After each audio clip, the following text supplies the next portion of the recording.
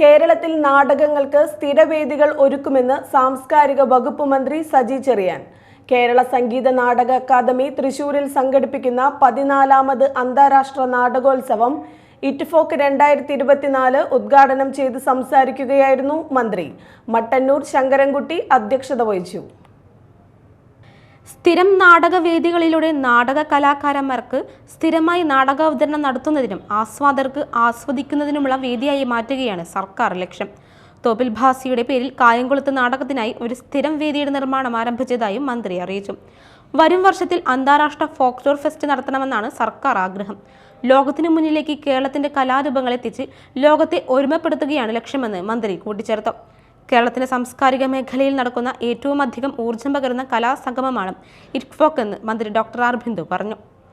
വേദിയിൽ festival book, festival bulletin, bag എന്നിവ മന്ത്രി സജി ചെറിയാൻ പ്രകാശനം ചെയ്തു. സാംസ്കാരിക വകുപ്പ് secretary Mini Antony festival book, സാംസ്കാരിക വകുപ്പ് director N Maya festival bulletin, Kerala Lalithakala academy Murali Cheeroth festival ബാഗും മന്ത്രിയിൽ നിന്നും ഏറ്റുവാങ്ങി. സിനിമാ താരം രോഹിണിയിൽ നിന്നും festival T shirt Kerala Sangeetha Nataka academy vice chairperson PR പുഷ്പവതിയും ഏറ്റുവാങ്ങി.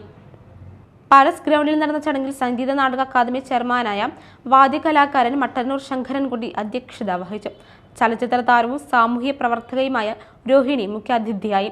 സാംസ്കാരിക വകുപ്പ് സെക്രട്ടറി മിനി ആന്റണി, സാംസ്കാരിക വകുപ്പ് director N Maya, festival director B Ananthakrishnan, നാടക പ്രവർത്തകൻ MK Raina, Kerala folklore academy chairman OS Unnikrishnan, Kerala Lalithakala academy chairman Murali Cheeroth, Kerala Sangeetha Nataka academy vice chairperson PR Pushpavathi, ചടങ്ങിൽ Kerala Sangeetha Nataka academy secretary Karivellur Murali, Kerala Sangeetha Nataka academy executive committee member TR Ajayan തുടങ്ങിയവർ സംസാരിച്ചു. Media time, Thrissur.